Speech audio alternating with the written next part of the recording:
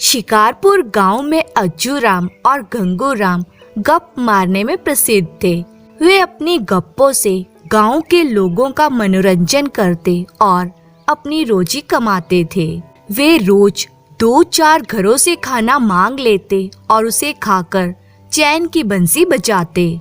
शाम होती तो वो गांव की चौपाल पर गप हाँकने पहुंच जाते। बस इसी तरह उनकी जिंदगी गुजर रही थी। एक दिन गांव के प्रधान ने अज्जू राम को समझाया, अज्जू राम, तू अपना यह जन्म व्यर्थ क्यों गवा रहा है? ऐसी बेकार की जिंदगी तो गांव के कुत्ते भी जी लेते हैं। तुझे अब कुछ काम धंधा करना चाहिए। अज्जू राम को भी ऐसा ही लगा कि उसे कुछ करना चाहिए।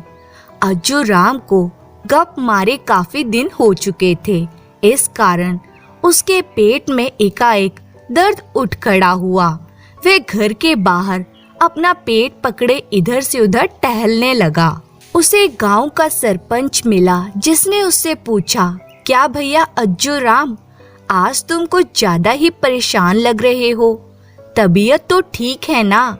हाय मैं मरा। अरे यह पेट का दर्द तो एक दिन मेरी जान लेकर ही छोड़ेगा सरपंच जी। इधर मैं दर्द से परेशान हूँ, उधर मेरा 9 करोड़ डूबा जा रहा है। 9 करोड़?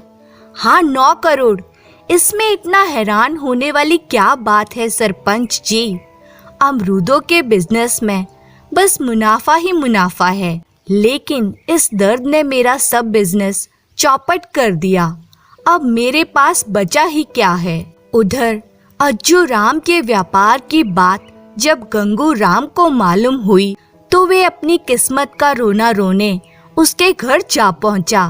भैया अज्जू राम, मैंने सुना है कि तुम अमरूदों का व्यापार करने जा रहे हो।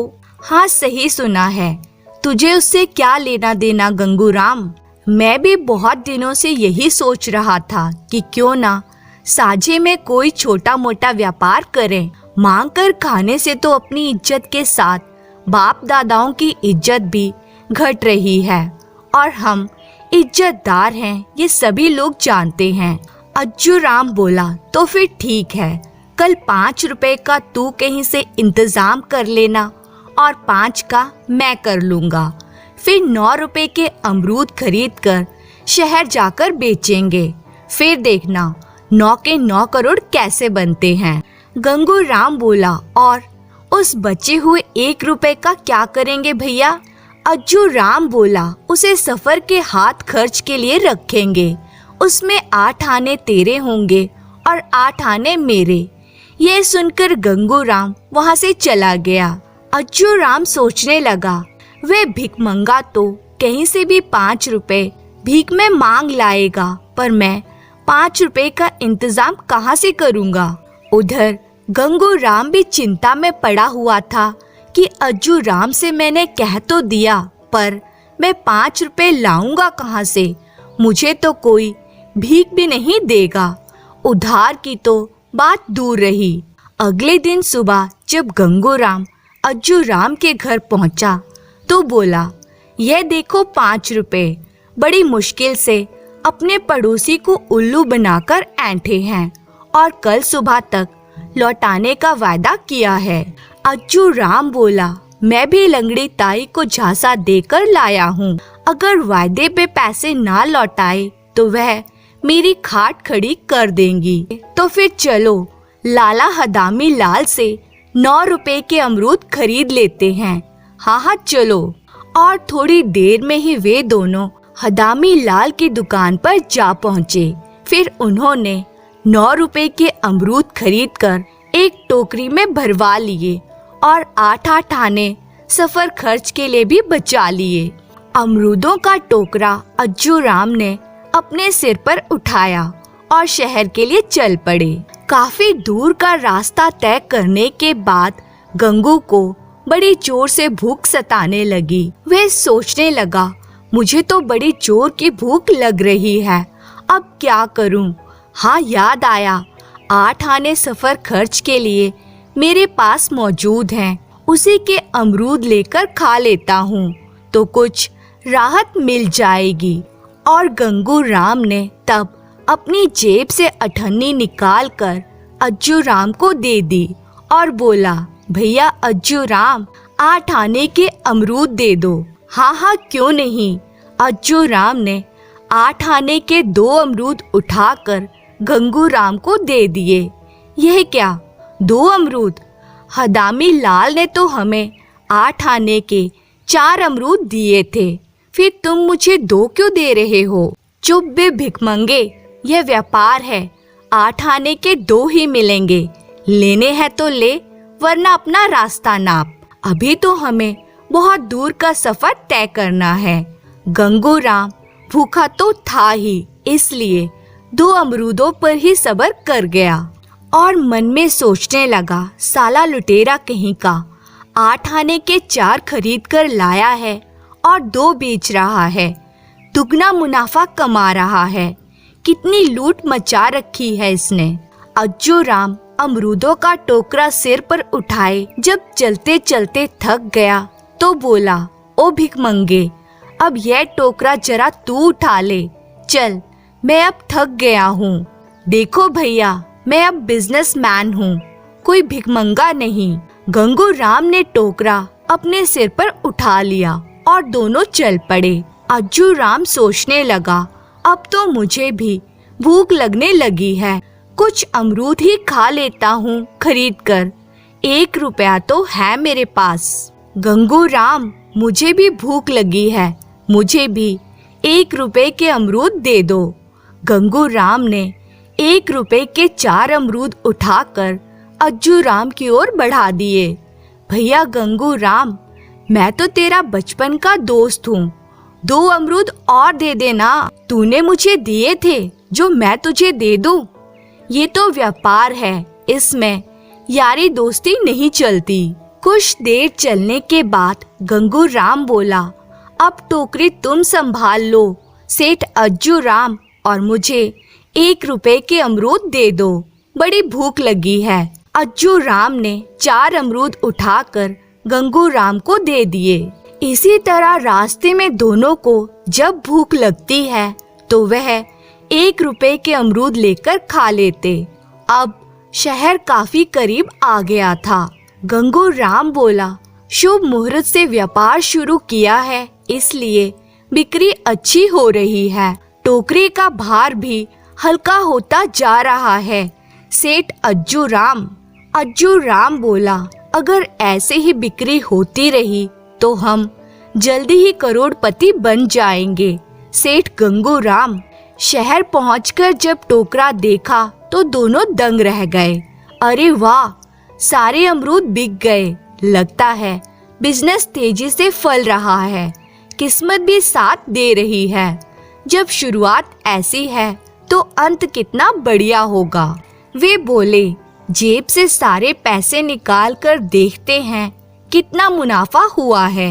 और जब अज्जू राम और गंगू राम ने पैसे निकालने के लिए अपनी जेबों में हाथ डाले तो दोनों चौंक पड़े। हाय, पैसे कहाँ गए?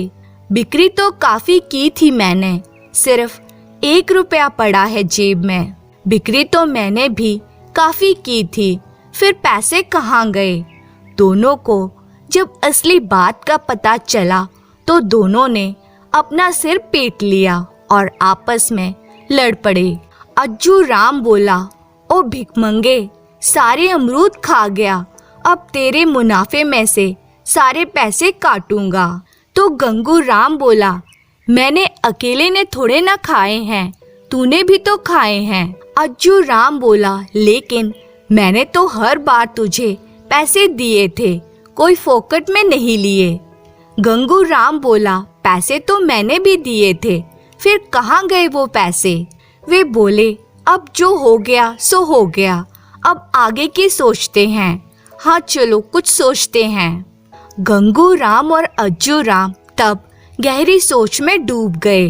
अज्जू राम बोला, यहाँ अपने गांव का मिट्ठू तोते वाला रहता है, वह तोते पकड़ पकड़ कर पिंजरे में बंद करके बेचता है और पैसे कमाता है। गंगू राम बोला, तोतों का धंधा भी कितना बढ़िया है। वे दोनों बोले, फिर तो हम भी तोतों का व्यापार करेंगे। मिट्ठू से 2-4 पिंजरे उधार ले लेंगे, उन्हें बेचकर मुनाफा अपने पास रख लेंगे, कीमत उसे दे देंगे। कुछ ही देर में वे दोनों मिट्ठू राम के पास पहुंचते हैं। आओ भैया, गांव में सब कुशल मंगल तो है? कैसे आना हुआ यहाँ? मिट्ठू भैया, हम भी यहाँ तोतों का व्यापार करने आए हैं। यह तो बड़ी खुशी की बात है। मुझसे जो भी मदद बन पड़ेगी मैं करूँगा। इसी भरोसे से तो हम यहाँ आए हैं। उन्होंने मिट्ठू की दुकान से उधार में तोतों के 4 पिंजरे खरीद लिए और फिर वे दोनों तोतों के पिंजरे लेकर उन्हें बेचने के लिए शहर में निकल पड़े। वह आवाज लगाते हुए मूर्खों के एक मोहल्ले से होकर गुजर रहे थे और बोल रहे थे, तोते ले लो तोते, बड़ों का मन बहलाए, बच्चों का मन भाए। तभी उन्हें एक मूर्ख व्यक्ति ने अपने पास बुलाया और बोला, ए तोते वाले, इधर आओ। ये तोते उड़ते भी हैं या नहीं? हाँ, उड़ते हैं साहब। तो पहले उड़ा कर दिखाओ, बाद में मैं खरीदूंगा। अभी लो साहब, मैं एक क्या 4 तोते उड़ाकर दिखा देता हूँ, फिर जो आपकी मर्जी खरीद लेना, लेकिन दाम एक ही होगा, 20 रुपया। कहकर गंगू राम ने पिंजरे से 4 तोते निकालकर उड़ा दिए। वह देखिए साहब, कैसे उड़ रहे हैं हमारे तोते। अब बताइए कौन सा तोता दूं? हा हा हा, तोते तो तुमने सब उड़ा दिए, अब कौन सा दोगे? बात सुनकर दोनों के होश उड़ गए। गंगू राम, तूने सारे तोते उड़ाकर इतनी मेहनत से कमाया रुपया भी डुबो दिया। भिखमंगे के बच्चे। एक बार फिर वे दोनों चिंता में पड़ गए। अब क्या होगा अज्जू राम? हमारा तो यह बिजनेस भी चौपट हो गया। घबराने से काम नहीं चलेगा सेठ गंगू राम, हम कोई फिर से नया काम करेंगे। यही सब सोचते हुए वे दोनों एक गली में किसी मकान के पिछवाड़े से होकर खिड़की पर जाकर खड़े हो गए। तभी उन्हें घर के अंदर से कुछ आवाजें सुनाई दी। हे भाग्यवान, यह लो 100 रुपए, आज के जमाल गोटे की कमाई। जमाल गोटे का नाम सुनते ही अज्जू राम की आंखें चमक उठी। जमाल गोटा, वाह, मिल गया 9 करोड़ का नुस्खा। भिखमंगे, समझ ले हम करोड़पति हो गए। वह मकान एक वैद्य का था। धनवंती बोली, अलमारी में रुपए रखे हैं, अगर जरूरत पड़े तो ले लेना, मैं खाना बनाने जा रही हूँ। वह व्यक्ति बोला, मैं भी कल के लिए जमाल गोटा खरीदने बाजार जा रहा हूँ। अज्जू राम खिड़की से झांक कर अंदर का सब हाल देख रहा था। अगले ही क्षण, भिखमंगे, मुझे बड़ी जोर की प्यास लग रही है, तू यहीं ठहर, मैं अभी वैद्यनाथ जी के यहाँ से पानी पीकर आता हूँ। गंगू राम को वहीं छोड़कर अज्जू राम वैद्यराज जी के घर में घुस गया। उस वक्त धनवंती रसोई घर में खाना बना रही थी, इसलिए मौका पाकर अज्जू राम ने चुपचाप अलमारी खोली और 100 रुपए उठा लिए और नोट की जगह एक चिट लिखकर छोड़ दिया, जिस पर लिखा था, ये रुपए मैं उधार ले जा रहा हूँ, कुछ दिन बाद मैं ब्याज के साथ लौटा दूंगा। यह व्यापार है, इसलिए लेन देन तो चलता ही रहता है। एक बिजनेसमैन। गंगू राम उस खिड़की के नीचे बैठा आराम कर रहा था कि तभी वहाँ अज्जू राम आ पहुँचा। भैया अज्जू राम, तुमने तो पानी पीकर अपने पेट की आग शांत कर ली, लेकिन मेरी भूख का क्या होगा? वह बोला, भूख लगी है तो चल, क्या खाएगा? यह सुनते ही गंगू राम एकाएक चौंक पड़ा। अपना पेट भरने के लिए तो पैसे है नहीं और पूछ रहा है क्या खाएगा। दोनों वहां से चल दिए। गंगू राम बोला, यह तुम्हारे पास 100 का नोट कहाँ से आया? जरूर अमरूदों से बचाया होगा। तो अज्जू राम बोला, अरे नहीं, वैद्यराज जी की पत्नी ने जो 100 रुपए अलमारी में रखे थे उन्हें उधार लेकर आया हूँ अज्जू राम बोला, क्यों ना हम वैद्य बन जाएं। आजकल बहुत से अंगूठा टेक गांव में ये धंधा अपनाकर मौज कर रहे हैं। गंगू राम बोला, वाह क्या अकल की बात कही है तुमने। मान गए तो फिर चलो किसी गांव में चलते हैं। मैं वैद्य बन जाऊंगा और तू मेरा सहायक बन जाना। यही सोचकर दोनों एक गांव की ओर चल पड़े। लेकिन हम रोगियों को दवाई क्या देंगे, उसकी तुम चिंता ना करो। मैं कल शहर जाकर 20 रुपए का जमाल गोटा ले आऊंगा। उसकी पुड़िया बनाकर लोगों को देते रहेंगे, क्योंकि सारे रोग पेट से ही पैदा होते हैं। इतना तो मुझे भी पता है। और फिर वे दोनों एक ऐसे गांव में पहुंच गए जहां कोई वैद्य नहीं था। उस गांव में उन्होंने एक कमरा किराए पर ले लिया। दूसरे दिन अज्जू राम शहर से जमाल गोटा खरीद कर ले आया और दोनों उसके पुड़िया बनाने में व्यस्त हो गए। और फिर किराए पर लिए कमरे के सामने एक बोर्ड लगा दिया जिस पर लिखा था, हर बीमारी के विशेषज्ञ वैद्य नीम हकीम।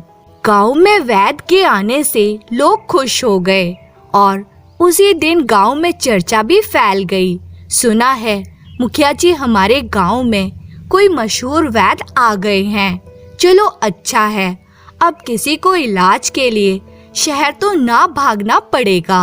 और फिर पहले ही दिन 10 मरीज आ गए। अज्जू राम ने मरीजों की नब्ज देखी और गंगू राम ने मरीजों को ठीक होने के लिए पुड़िया पकड़ा दी।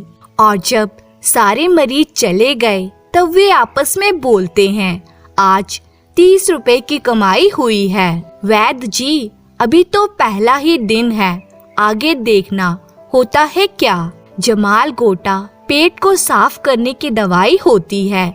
इसे खाने के बाद पेट साफ हो जाता है। पेट साफ होने से मरीजों की तबीयत ठीक हो गई। गांव में उन दोनों की काबिलियत की चर्चा होने लगी। वैद्य क्या है, कोई जादूगर है।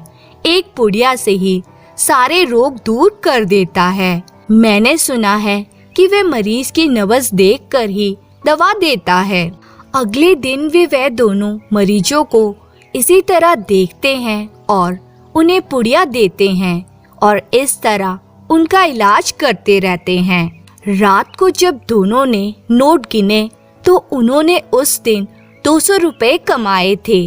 अज्जू राम की दवाई से जब लोग ठीक होने लगे तो उनके नामों के चर्चे अब घर घर होने लगे। अज्जू राम और गंगू राम के नाम की चर्चा इतनी फैल गई कि लोग शहरों से भी अपनी कारों और बग्गियों में बैठकर इलाज के लिए उनके पास आने लगे। एक दिन शहर के मशहूर सेठ भिखारी दास की पत्नी ने उनके नाम की चर्चा सुनी और वे सोचने लगी, मेरे पति इस शहर के बहुत बड़े सेठ हैं, लेकिन हर समय 99 के चक्कर में फंसे रहते हैं। कभी मेरी खैर खबर पूछते नहीं। शायद ये वैद्य मेरी समस्या का कोई हल निकाल सके। फिर क्यों ना उसी को बुलवा कर आजमाया जाए। यही सोचकर उसने अपने सेवक को बग्गी लेकर उन्हें बुलाने के लिए भेज दिया। उस सेठ की बग्गी को दरवाजे के सामने रुकता देख दोनों के होश उड़ गए। सेवक बोला, चलिए आप दोनों को हमारे सेठ की पत्नी ने बुलाया है। और तब वह बग्गी में उन दोनों को लेकर चल पड़ा। बग्गी जब सेठ की हवेली पहुंची तो दोनों राम नाम जपते हुए उस बग्गी से नीचे उतर पड़े। सेठ की पत्नी रत्ना बोली, मैंने आप दोनों का बहुत नाम सुना है। मैं बहुत परेशान हूँ वैद्य जी, मेरी मदद कीजिए। अज्जू राम बोला, आप कोई चिंता ना करें सेठानी जी, मैं आपकी परेशानी का कारण समझ गया। आप अपने किसी आदमी को भेजकर दवा मंगवा लीजिए, सब ठीक हो जाएगा। वह सोचने लगी, यह तो बड़े कमाल का आदमी है, मेरे बिना कुछ बताए ही सब समझ गया। वह उससे बोली, अगर आप मेरी परेशानी दूर कर देंगे तो मैं आपको माला माल कर दूंगी। सेठ की बग्गी उन्हें वापस दवाखाने छोड़ आई। अज्जू राम ने उस सेवक को 1 घंटे बाद आने के लिए कह दिया। वे दोनों आपस में बात करने लगे। अब क्या होगा अज्जू राम? सेठ की पत्नी का मामला है, हम इसे जमाल गोटा कैसे दे सकते हैं? जमाल गोटे के अलावा और कोई दवा भी तो नहीं है। अब तो जमाल गोटे से ही काम चलाना पड़ेगा। 1 घंटे बाद सेठानी का सेवक आ गया तो अज्जू राम बोला, यह पुड़िया सेठानी जी को जाकर खिला देना, कहना वे किसी बात की चिंता ना करें, सब ठीक हो जाएगा। जमाल गोटे के पुड़िया लेकर वह सेवक चला गया। गंगू राम बोला, अज्जू राम, मेरा दिल बहुत घबरा रहा है, मेरी सलाह मानो और यहाँ से भाग चलो, वरना अगर सेठ को पता चल गया कि हमने दवाई की जगह जमाल गोटा पीसकर उसकी पत्नी को खिलाया है तो इसके सेवक हमारा बैंगन का भरता बना डालेंगे। तो अज्जू राम बोला, गंगू राम, ये सेठ का मामला है, उसकी पहुंच बहुत ऊंची ऊंची जगह पर होगी, तो फिर हम भागकर जाएंगे कहाँ? कहीं न कहीं पकड़े जाएंगे। यही सोचकर दोनों अपनी किस्मत का मातम मनाने लगे। उधर जमाल गोटे के पुड़िया खाते ही सेठ की पत्नी को दस्त छूट गए तो रत्ना परेशान हो उठी। शाम को जब सेठ को पत्नी की तबीयत के बारे में पता चला तो वे भागा भागा हवेली में पहुंचा। क्या हुआ सेठानी? 1 दिन में ही तुम काफी कमजोर हो गई हो। बस यूं ही जरा दस्त लग गए थे। अगले दिन सुबह सेठ फिर हवेली में आया और हाल मालूम किया। तब शाम को सेठ फिर सेठानी के पास आया। सेठानी, अब तुम्हारी कैसी तबीयत है? पहले से अच्छी है। अब सेठ रोज सुबह शाम नियम से पत्नी का हाल जानने के लिए हवेली आने लगा। रत्ना अपने पति का प्यार पाकर खुश हो उठी। तब एक दिन उसने अपने सेवक को बुलाकर कहा, ये रुपयों से भरा थैला उस वैद्य को जाकर दे देना, कहना हम उनसे बहुत खुश हैं, उनकी दवा से हमारी परेशानी दूर हो गई। सेवक थैला लेकर चला गया। उधर उन दोनों ने जब अपने दवा खाने पर सेठ की बग्गी आते देखी तो दोनों के होश उड़ गए। गंगू राम, अपना काम तो हो गया, लगता है सारी जिंदगी जेल में चक्की पीसते बीतेगी। मैंने तो पहले ही कहा था भाग चलो, लेकिन नहीं माने, अब भुगतो। तभी सेठ के सेवक ने दरवाजे में प्रवेश किया और बोला, मालकिन ने आपका इनाम, फीस और दवाई की कीमत भेजी है, यह लीजिए। सेवक रुपयों की थैली उन्हें देकर वहां से चला गया। अज्जू राम ने हड़बड़ाकर थैली खोलकर पलट दी। हम तो अपनी गिरफ्तारी का इंतजार कर रहे थे, पर यहाँ तो इनाम में रुपए भेज दिए। भगवान जाने क्या गोलमाल है। एक दिन उस नगर के राजा की शाही सवारी दवा खाने की तरफ आती देख अज्जू राम चौंक पड़ा। हाय, यह तो राजा की सवारी मालूम पड़ती है और इधर की ही तरफ आ रही है। वह भागकर गंगू राम के पास पहुंचा और बोला, ओ भिखमंगे, शाही सवारी शायद हमें लेने आई है। लगता है 2-4 मरीज हमारी दवाई खाकर मर गए हैं, इसीलिए राजा ने हमें फांसी चढ़ाने के लिए बुलाया है। अगले ही क्षण राजा का सेवक बोला, चलो, तुम दोनों को राजा साहब ने बुलाया है। और शाही सवारी उन दोनों को लेकर राजमहल में पहुंच गई। राजा बोला, वैद्यराज जी, इस वक्त हम बड़ी मुसीबत में फंस गए हैं। हमारे पड़ोसी राजा, जो हमारा सबसे बड़ा दुश्मन भी है, हम पर हमला करना चाहता है। उसके पास एक बड़ी फौज है, लेकिन हमारे पास कुल 5000 सैनिक हैं, जो इतनी बड़ी फौज से लड़ने में असमर्थ हैं। सब मारे जाएंगे, हमारा राज्य भी छिन जाएगा। इसलिए आप हमें बचाइए, हमारी मदद कीजिए। हमने आपका बहुत नाम सुना है। अज्जू राम बोला, आप चिंता ना करें महाराज, मैं उन सैनिकों के लिए पुड़िया दे दूंगा। आप लड़ाई शुरू होने से आधा घंटे पहले हर सैनिक को खिला देना, विजय आपकी ही होगी। राजा बोला, अगर ऐसा हो गया तो हम आप दोनों को सोने चांदी में तोल देंगे। राजा ने दोनों को वापस भेज दिया। राजमहल से लौटने के बाद दोनों चिंता में पड़ गए। अज्जू राम, लगता है तू पागल हो गया है, जो लड़ाई पर जाने वाले सैनिकों को जमाल गोटी की पुड़िया खिलाएगा, तो क्या मैं खुद खाकर लड़ाई पर चला जाऊं? राजा की तसल्ली के लिए उन सैनिकों को कुछ न कुछ खिलाना पड़ेगा। दूसरे दिन राजा का आदमी पुड़िया लेने आ गया। अज्जू राम ने सेवक को पुड़िया दी और कहा, ध्यान रहे, लड़ाई शुरू होने से आधा घंटे पहले देनी है। उधर जब पड़ोसी राजा अकड़ू सिंह को अपने जासूसों से जब ये बात मालूम हुई तो वह सोच में पड़ गया और सोचने लगा, फिर तो वह पुड़िया जरूर ताकत की होगी। मुझे भी अपने सैनिकों के लिए उस वैद्य से शक्ति की पुड़िया मंगवानी पड़ेंगी। और तब अकड़ू सिंह का खास दूत चुपचाप उन दोनों के पास पहुंचा और बोला, मुझे 1,00,000 शक्ति की पुड़िया चाहिए, मुंह मांगी कीमत मिलेगी, लेकिन अगर यह बात किसी को पता चली तो तुम्हें कीमत की जगह मौत दी जाएगी। अज्जू राम और गंगू राम बोले, उस पुड़िया की कीमत 9 करोड़ रुपए होगी। ठीक है, रुपए तुम्हें मिल जाएंगे, तुम कल पुड़िया तैयार रखना। कल आने को कहकर वह दूत चला गया।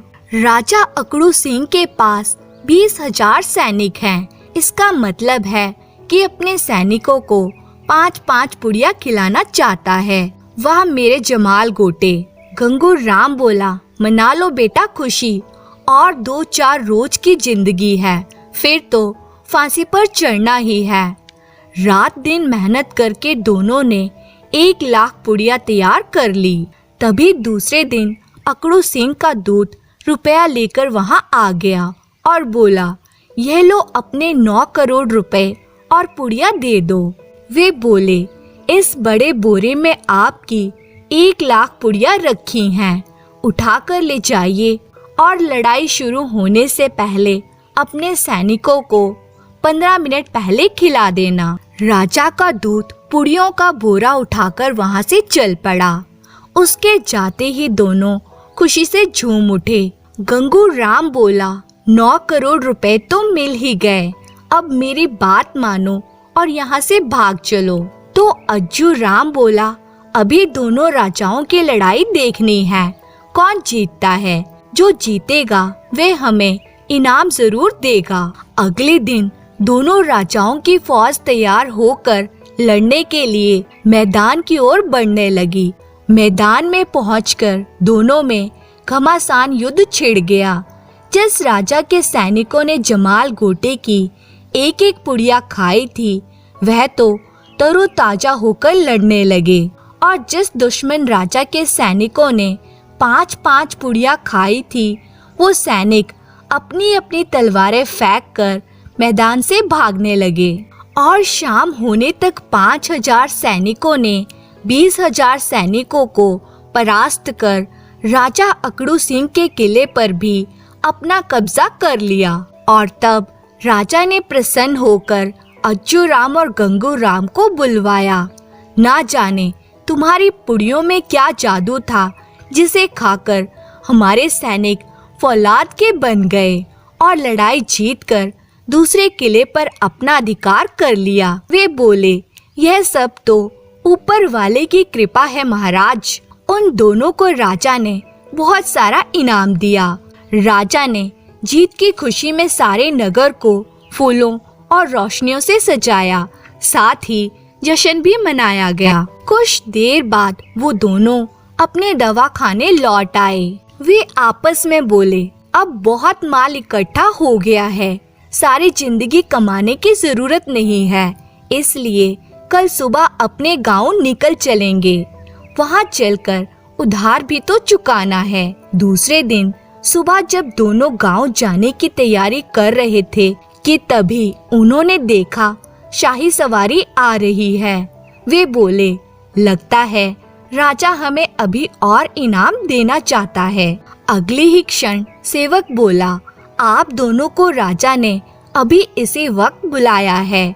हाँ चलो, हमें मालूम है वे हमें और इनाम देना चाहते हैं। और वो दोनों शाही सवारी में बैठकर राजमहल की ओर चल पड़े। जब वे राजमहल पहुँचे तो राजा उनसे बोला, हम बर्बाद हो गए, तबाह हो गए। सब लोग जश्न में मगन थे कि तभी डाकू शाकाल ने खजाने पर हमला कर हमारे पहरेदारों को मारकर सारा खजाना लूट लिया। वे बोले, तो हुक्म कीजिए महाराज, हमें क्या करना होगा? हमारा हुक्म है कि तुम 4 दिन के अंदर डाकू शाकाल को खजाने के साथ हमारे सामने हाजिर करो, वरना हम तुम दोनों का सिर कलम कराकर बीच चौराहे पर लटका देंगे। वे दोनों वापस लौट आए और आपस में बोले, अब हमारा बचना मुश्किल है। हम उस डाकू को कहाँ तलाश करेंगे? और अगर मिल भी गया तो वह भी हमारा भूत बनाकर खा जाएगा। आज से 4 दिन बाद हमारी गर्दनें काट दी जाएंगी। कहीं ऐसा ना हो कि हमें पता ही ना चले और 4 दिन बीत जाएं।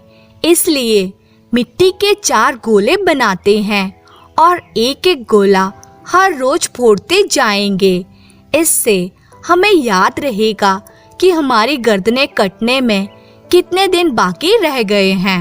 और तब अज्जू राम ने मिट्टी के 4 गोले बनाए और गंगू राम के साथ एक जगह बैठकर अपनी मौत का मातम मनाने लगे।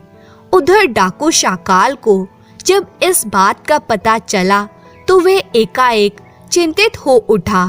ओ नक्कू, जरा देख तो उस वैद्य के घर जाकर कि वह हमारे खिलाफ क्या षड्यंत्र रच रहा है। सुना है बड़ा पहुंचा हुआ आदमी है वह, जिसने दुश्मनों तक की फौजों के छक्के छुड़ा दिए। अभी पता लगाता हूँ सरकार। इधर जब शाम हुई तो अज्जू राम ने मिट्टी का एक गोला उठाया और बोला, ले भिखमंगे, एक तो आ गया और थोड़ी देर में खत्म भी हो जाएगा, तब दूसरा आएगा और इस तरह चारों आ जाएंगे और खत्म हो जाएंगे। यह बात जब नक्कू ने सुनी तब वह बोला, ओह, यह तो सचमुच बहुत पहुंचा हुआ है। तभी तो इसने अंदर बैठे बैठे ही जान लिया कि मैं यहाँ खड़ा हुआ हूँ। नक्कू ने यह बात जाकर शाकाल को बताई। सरकार, वह बहुत पहुंचा हुआ आदमी है, उससे हमारा बचना मुश्किल है। अच्छा, तो ऐसा करते हैं कि हम सारा खजाना उसके पास लेकर चलते हैं और पूछते हैं कि वह इस खजाने में से कितना हिस्सा लेगा। उधर राजा ने अपने सेनापति को बुलाया और कहा, सेनापति, तुम कुछ सिपाहियों के साथ वैद्य के दवा खाने पर जाकर देखो, कहीं वो दोनों भाग तो नहीं गए। इधर डाकुओं ने लूटा हुआ सारा खजाना उठाया और उनके दवा खाने की ओर चल पड़े। जब वो दवा खाने के करीब पहुँचे कि तभी सेनापति भी आ गया। अरे, यह तो डाकू है, पकड़ो, कोई बचकर भागने ना पाए। सेनापति का आदेश पाते ही सिपाही उन डाकुओं पर टूट पड़े। बाहर शोरगुल सुनकर अज्जू राम ने जब खिड़की से झांक कर देखा तो बोला, मर गए भिखमंगे। इस बार राजा ने सेनापति के साथ जल्लादों को ही भेजा है। लगता है हमारी सारी पोल खुल गई। उधर डाकुओं के भागने से पहले ही सेनापति ने सारे डाकुओं को खजाने के साथ ही पकड़ लिया। और जब सेनापति दवा खाने में पहुंचा तो बोला, आपने तो कमाल कर दिया वैद्य साहब। समझ में नहीं आता कि 2 दिन में ही ये डाकू लुटे हुए खजाने को लेकर यहाँ कैसे आ गए। अज्जू राम बोला, आते कैसे नहीं सेनापति जी, सब हमारी पुड़ियों का कमाल है। सेनापति बोला, ठीक है, कल सुबह आप दोनों इनाम लेने के लिए दरबार में हाजिर हो जाइएगा। मैं इन डाकुओं और खजाने को लेकर चलता हूँ। वे बोले, फिर इनाम? भाड़ में जाए इनाम। शुक्र है इन डाकुओं की बला तो सिर से टली, वरना 2 दिन बाद हमारी गर्दन कट जानी थी। सेनापति डाकुओं और खजाने को लेकर वहां से चला गया, किंतु अज्जू राम और गंगू राम ने इनाम का लालच नहीं किया और उसी रात वो अपना 9 करोड़ रुपया लेकर अपने गांव को चले गए। जी हाँ, जान बची और लाखों पाए, लौट के बुद्धू घर को आए। धन्यवाद।